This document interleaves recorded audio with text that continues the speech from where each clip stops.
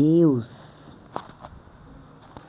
Hoje então, dia 3, terça-feira, Evangelho explicado do dia. Tudo bem com vocês, minha gente? Espero que sim. Então vamos lá, direto ao ponto. Hoje a leitura é de Isaías, profeta Isaías, capítulo do 11, versículo do 1 ao 10, que diz o seguinte: Naquele dia nascerá uma haste do tronco de Jessé, e a partir da raiz surgirá o rebento de uma flor. Sobre ele repousará o Espírito do Senhor, Espírito de sabedoria e discernimento, Espírito de conselho e força, Espírito de ciência e temor de Deus. No temor do Senhor encontra ele seu prazer. Ele não julgará pelas aparências que vê, nem decidirá somente por ouvir dizer, mas trará justiça para os humildes e uma ordem justa para os homens pacíficos. Fustigará a terra com a força da sua palavra e destruirá o mal com o sopro dos lábios. Cingirá a cintura com a correia da justiça e as costas com a faixa da fidelidade. O lobo e o cordeiro viverão juntos, e o leopardo deitar-se-á ao lado do cabrito. O bezerro e o leão comerão juntos, e até mesmo uma criança poderá tangê-los. A vaca e o urso pastarão lado a lado, enquanto suas crias descansam juntas. O leão comerá palha como o boi. A criança de peito vai brincar em cima do buraco da cobra venenosa, e o menino desmamado não temerá pôr a mão na toca da serpente. Não haverá danos nem mortes por todo o meu santo monte. A terra estará tão repleta do saber do Senhor quanto as águas que cobrem o mar. Naquele dia, a raiz de Jessé se erguerá como um sinal entre os povos, onde buscá-la as nações, e gloriosa será a sua morada. Palavra do Senhor. Olha que texto é esse, minha gente. Que texto é esse? Parece um texto, uma fábula, né? Parece uma fábula infantil até, né? Será, minha gente, que isso vai acontecer? Claro que vai, tá prometido, né? Deus é um Deus de promessas e Ele cumpre essas promessas, né, minha gente? Que calor é esse de hoje, minha gente do céu? Que calor é esse? Vamos lá, então, capítulo 11, versículo do 1 ao 5. Eu vou tentar, né, minha gente, dar uma diminuída aqui, porque esse texto é muito grande, mas ele é uma promessa, né, minha gente, de um reino onde existirá paz, né, uma paz e uma inclusividade total, pelo que podemos ver, né. Vamos lá, o renovo de Jessé. O que será que significa isso, né, minha gente? Nesse capítulo aqui, nós somos introduzidos, né, pela figura central da profecia, né, messiânica, o renovo de Jessé. Esse renovo, na verdade, é uma promessa do Messias, né, minha gente, prometido. Ele é uma referência ao Messias prometido, aquele que traria redenção e restauração de Israel, a continuação daquele texto, né, por extensão ao mundo inteiro. A imagem do rebento, né, do broto, nos remete à ideia de algo pequeno, humilde, que brota de uma raiz aparentemente insignificante. Isso nos ensina que a redenção muitas vezes começa de forma discreta, mas cresce e se desenvolve de maneira poderosa. Isaías, ao utilizar essa metáfora, nos convida a contemplar a humildade do início do ministério messiânico, né? Como sempre, Jesus é humilde, né, minha gente? Jamais ele virá. Aqui pelo menos nos indica isso, né? Ele não viria de forma gloriosa, como um rei, né? Como se esperava. Naquela época, né, as pessoas, era o esperado, né? A profecia continua com a descrição das características extraordinárias que o Messias possuirá. Isaías nos fala, né, de 7 dons, os dons do Espírito Santo, né, minha gente? O Espírito do Senhor, o Espírito de sabedoria, de entendimento, de conselho e fortaleza, conhecimento e temor. Essa lista é uma celebração da plenitude do Espírito de Deus que habitará no Messias, capacitando-o a cumprir sua missão divina. A sabedoria e o entendimento mencionados nesta profecia apontam para a capacidade do Messias de discernir a verdade e tomar decisões sábias. O conselho e a fortaleza destacam sua habilidade de orientar e liderar seu povo com coragem e determinação. O conhecimento e o temor do Senhor indicam a profunda relação do Messias com Deus, seu Pai. Por favor, minha gente, não pensem que estes dons são dados a qualquer pessoa. Aqui está se relacionando a Jesus Cristo. Uma característica notável mencionada é a sua ferocidade contra os ímpios. Isso não se refere. Outra coisa que eu não falei. Isaías descreve o Messias. Ele julgará o pobre com justiça e tomará decisões imparciais em favor dos oprimidos. Sua justiça será uma bênção para os necessitados, restaurando a equidade e a harmonia na sociedade. Uma característica notável é a sua ferocidade, né? Feroz contra os ímpios. Isso não se refere a uma ferocidade cruel, mas sua determinação inflexível em estabelecer a justiça e erradicar o mal. Ele é defensor dos fracos e dos oprimidos, né? E oponente dos opressores. O trecho conclui com a imagem impressionante de como, sob o governo do Messias, até mesmo a natureza está transformada, né? O lobo viverá com o cordeiro. Essa descrição simbólica ressoa com a promessa de que, sob o domínio do Messias, haverá uma reconciliação universal, onde a hostilidade será substituída pela paz e a violência dará lugar à harmonia. No início do capítulo 11, Isaías apresenta uma visão cativante do Messias, né? O renovo de Jessé, que trará sabedoria, justiça e paz. A sua humildade, os dons do Espírito, compromisso, retidão, nos lembram que a redenção muitas vezes começa de maneira modesta, mas seu impacto é transformador, né, minha gente? E abrangente. Essa profecia nos inspira a ansiar pela chegada do Messias e a confiar na promessa de um futuro repleto de justiça. Então, lá nos versículos 6 e 9, a paz nesse reino messiânico, né, o que significa? A paz seria aonde ele trata como um quadro poético, né, Isaías. Nos revela que o advento do Messias trará não apenas justiça e sabedoria, como discutido anteriormente, mas também uma profunda transformação na relação, né, entre todas as formas de vida. A imagem dos animais selvagens vivendo, né, em paz, crianças, essas metáforas, né, nos lembram desta reconciliação universal, né, que o Messias trará. E lembra também que sob o seu governo todas as hostilidades serão dissipadas e a natureza recuperará sua harmonia perdida desde a queda. Minha gente, isso aqui é uma profecia antes de Jesus Cristo. Isso não aconteceu. Então, obviamente, vai acontecer.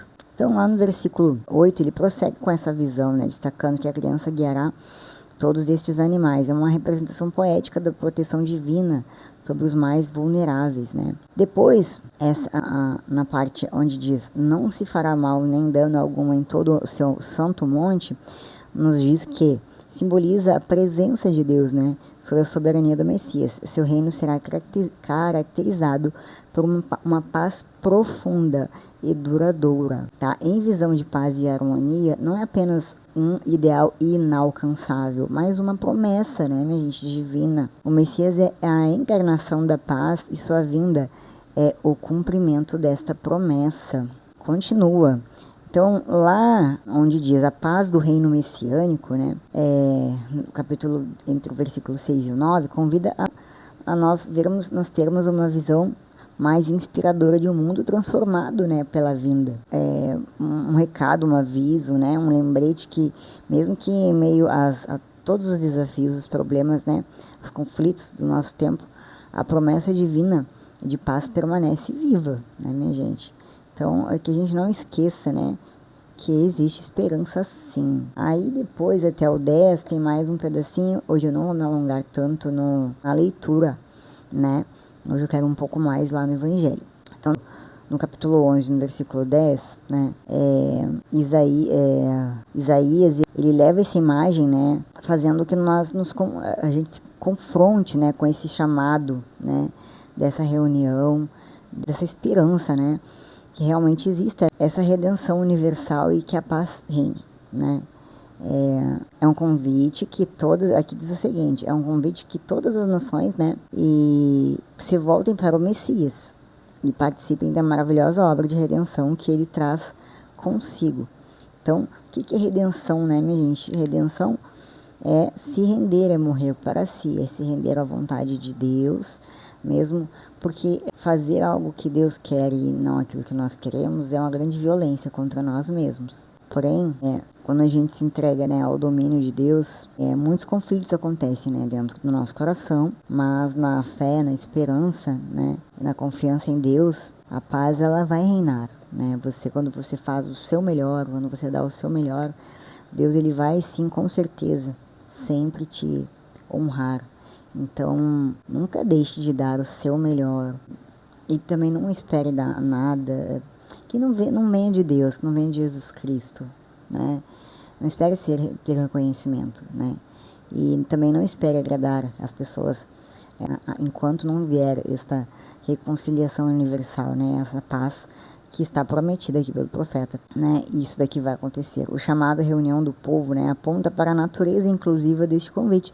Não se trata de um chamado exclusivo, mas inclusivo, ele inclui a todos, né? Não é apenas um salvador de Israel, como tratamos ontem, mas ele está para aquela nação do seu discipulado, daqueles que buscam a ele, né, os santos, as pessoas todas que buscam imitar a Jesus Cristo, né, tendo ele como seu Redentor e Salvador, né. Nós temos isso, né, principalmente, o principal assim, recado, né, que embora seja um texto, assim, com raízes muito profundas, né, da história bíblica, ela carrega uma mensagem que é muito importante até para hoje em dia, né, onde a gente vê que hoje é um conflito só, né, o mundo ele é um conflito, ele é divisão, ele é desigualdade, é política, é crime, é violência, até hoje, né, nos anos atuais, nós temos confrontos religiosos, temos confrontos sobre etnia, sobre classe social, onde não deveria mais existir essas coisas, né, minha gente? Desafios ambientais então, assim, hoje em dia a gente espera, eu acredito que não era mais para acontecer esse tipo de coisa, porque Deus ele espera que nós mudemos o nosso comportamento buscando, né, ser melhores. Então, não é isso que vem acontecendo. Mas este cenário todo aqui, ele diz o seguinte, Isaías, né? Ele nos lembra que a esperança é um propósito maior além de todas essas adversidades, né?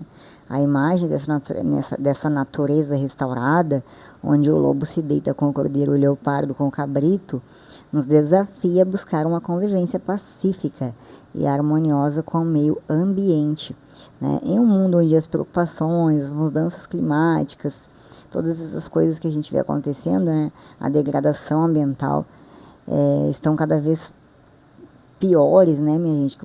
O ser humano, ele nossa, eu nem quero dizer, mas tá cada dia pior, né? A ideia de reunir essas tribos dispersas de Israel também nos lembra da importância da unidade em nossos tempos, né? Então tudo também aqui é tudo um pedido, se você for analisar, né, para que a humanidade se una, não se divida, né? Mas a promessa está aqui e Deus cumpre o que diz. Então, minha gente, vamos para a leitura do Evangelho.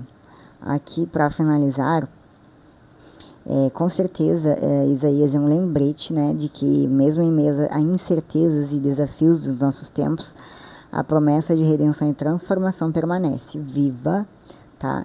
E é uma fonte de esperança e inspiração para todos. Esse reino da paz um dia chegará, né? Proclamação do Evangelho de Lucas, capítulo 10, versículo do 21 ao 24. Naquele momento, Jesus exultou no Espírito Santo e disse: Eu te louvo, Pai, Senhor do céu e da terra, porque escondestes essas coisas aos sábios e inteligentes e as revelastes aos pequeninos. Sim, Pai, porque assim foi do teu agrado. Tudo me foi entregue pelo meu Pai. Ninguém conhece quem é o Pai, quem é o Filho, a não ser o Pai. e ninguém conhece quem é o Pai a não ser o Filho, e aquele a quem o Filho o quiser revelar. Jesus voltou-se para os discípulos e disse-lhes em particular: Felizes os olhos que veem o que vós vedes, pois eu vos digo que muitos profetas e reis quiseram ver o que estáis vendo e não puderam ver, quiseram ouvir o que estáis ouvindo e não puderam ouvir. Palavra da salvação. Então, minha gente, olha como ontem eu disse, né, também isso, a gente falou sobre isso, né? Bem-aventurado, né, aquele que pôde ver Jesus Cristo, né, minha gente? Nossa, imagina poder, né,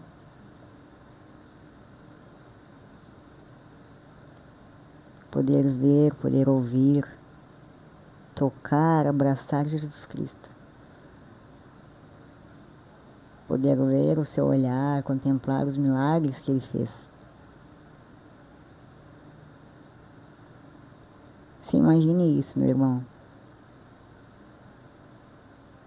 Tantos quiseram, né? Grandes profetas que passaram por coisas que o próprio Jesus passou, né? E não tiveram esta graça, né? Não tiveram este presente divino. Feliz daquele, né, que pôde conviver com Jesus Cristo. Eu acho que Jesus Cristo, ele jamais ele vai se revelar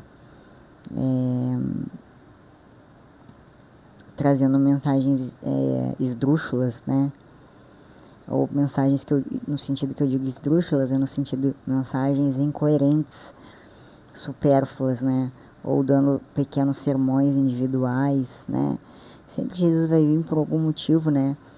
E quando é individual, para testemunhos, né? Para dar testemunhos, para que outras pessoas também creiam, né? Como está escrito, né? Como que aquele que não conheceu vai crer, né? Através dos que tiveram uma vivência, né? E esses falam, e outros também falam, e assim foi com os discípulos dele, né? Então, com certeza, né? Jamais Jesus vai se expressar de forma a não ser com um grande objetivo.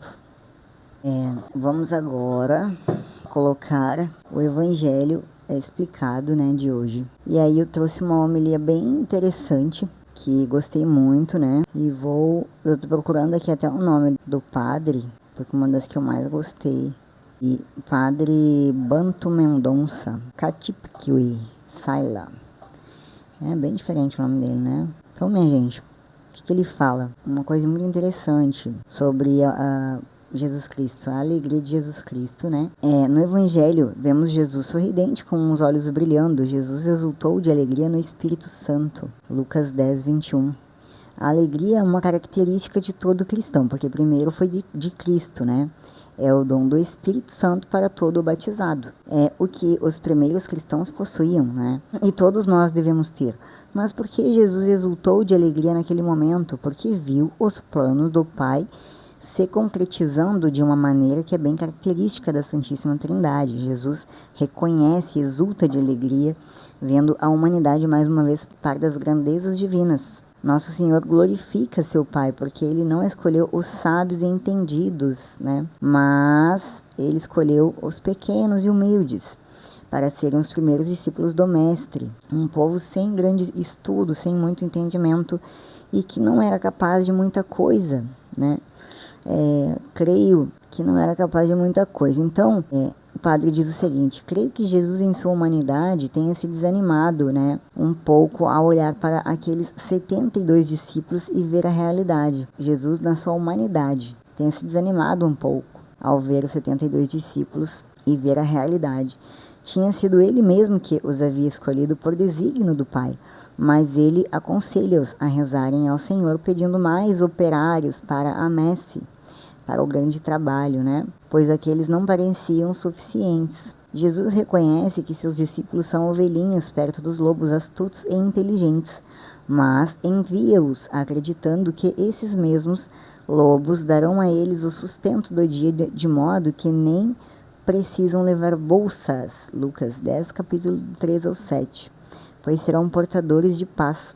Apesar de toda a fé perfeita própria da divindade de Jesus, olha como Jesus tinha um coração gigante, né, minha gente? É difícil para a humanidade entender que essa gente com pouca instrução dará conta do recado. Contudo, os 72 discípulos voltam alegres, dizendo que até os demônios se submeteram a eles pelo nome de Jesus. Parece incrível, não? É como a profecia de Isaías, na qual é prometida a harmonia entre o lobo e cordeiro, pantera, cabrito, né? Como foi dito antes aqui. Tudo isso será possível porque sobre o nosso Salvador repousa o Espírito Santo com todos os seus dons e porque ele não julga pelas aparências, nem pelo ouvir dizer, né? Fofoca, né, minha gente? Mas com retidão e justiça. Então, primeiro ele vai se retirar, se isolar, com fé em seu Pai, né? Vai pedir a orientação e somente depois de muito tempo ele vai decidir com a justiça através dos dons do Espírito, né, Santo.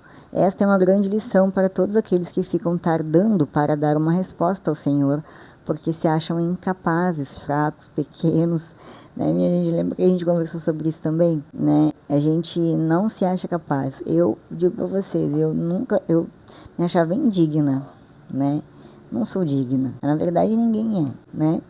Na verdade é essa, nós somos uns miseráveis pecadores, né? Nós somos pequenos demais e não temos a mesma honra de achar que somos merecedores de falar de Jesus Cristo. Todo aquele que Jesus quer dizer aqui, que é uma lição para que aqueles que ficam tardando, né, para dar uma resposta ao Senhor porque se acham incapazes, fracos e pequenos. Somente os pequeninos, isto é, os que abrem o coração e não colocam a razão em primeiro lugar, né, poderão distinguir os prodígios e milagres que acontecem quando o reino de Deus se lhes manifesta pela ação do Espírito Santo. Jesus louvou o Pai e exultou no Espírito quando os seus discípulos enxergaram as maravilhas que ocorreram quando eles saíram anunciando o reino. Felizes os olhos que veem o que vós vede. Quando nos dispomos a divulgar o reino dos céus aqui na terra, é sinal de que ele já está acontecendo na nossa vida. E na medida em que nós nos abrimos mais e mais, nós vamos experimentando a alegria e a felicidade interior. O Pai se dá a conhecer através da revelação do Filho. E quanto mais nós conhecermos a Jesus, mais nós teremos comunhão com Deus Pai. E assim estaremos vivendo a felicidade tão almejada. Pensar assim seria ter um olhar puramente humano que não leva em consideração a misericórdia de Deus e seu poder soberano. Afinal, todas as coisas foram entregues a Jesus pelo Pai. E Ele as dá a quem Ele quiser, né? A quem lhe apraz e quando lhe aprouver, quando ele desejar. O que vale para ele não são a inteligência e sabedoria, ou classe social, né, ou que ocupação você tem, né, mas o conhecimento de Deus. Mas o conhecimento de Deus, e ninguém conhece quem é o Filho senão o Pai, nem quem é o Pai senão o Filho. E aquele a quem o Filho quiser revelar. Então, ditosas são as nossas almas quando acreditamos na misericórdia e bondade do Senhor, mesmo que nossos olhos carnais não o tenham visto. Este então é o recado de hoje, minha gente, que espero que algo deste vídeo sirva para alguma coisa ou para alguém, o desejo do fundo do meu coração, da minha alma. Que todo aquele que veja, né, ou que escute, ou que neste propósito, né, que é levar o conhecimento, né, de um outro ponto de vista, que sirva para algo, né, nem que seja pouquíssima coisa, mas que sirva para algo. Principalmente que você não perca a sua alegria de viver, apesar de todas as coisas que lhe aconteçam, né. Jesus diz, né, que você será enviado para lobos, né, para coisas que vão lhe fazer, vão dificultar a sua vida. Porém, se você tiver Jesus no seu coração, você poderá até passar dificuldades, mas pelo nome do Senhor, né, você sairá vitorioso de toda grande luta e grande batalha. Então, é se manter alegre, né, pela fé que lhe move, né, e firme no propósito, né, sabendo que tudo que você faz, você conhece o seu coração e Jesus conhece o seu coração, né? Então, como está dizendo aqui, o pai conhece o filho e o filho conhece o pai. Então, é uma relação de intimidade, né, entre pai e filho e pai. Então, lembre-se sempre disso, né, que você pode e deve lutar com todas as forças e deve sim ter esperança, porque Deus, ele promete, Jesus Cristo, ele promete, e ele cumprirá cada palavra que foi dita, tá bom, minha gente? Tenham uma excelente terça-feira. Terça é um dia que todo mundo gosta, né, minha gente? Já passou a preguiça. E eu não sei, eu gosto da terça-feira, minha gente. Não sei vocês. Muita gente gosta da sexta. Mas eu gosto da terça. Não sei porquê, minha gente. Vocês, qual que vocês gostam mais? Eu gosto da terça, não sei porquê. Tem nada a ver, né, gente? Mas segunda é aquele dia difícil, né? Que o nosso corpo parece que não vai junto com o nosso pensamento. Mas na terça-feira parece que o nosso cérebro já está funcionando melhor. Eu já na sexta-feira, eu já não quero mais nada da vida, minha gente. Eu quero só descansar mais, ficar mais tranquila, né? De boas, né? E terça-feira não. Porque eu gosto de funcionar, né, minha gente? Eu gosto de funcionar. Então, final de semana pra mim eu tô mais lenta. Minha gente, agora parei de falar besteira. Um beijo pra vocês. Shalom. Até mais.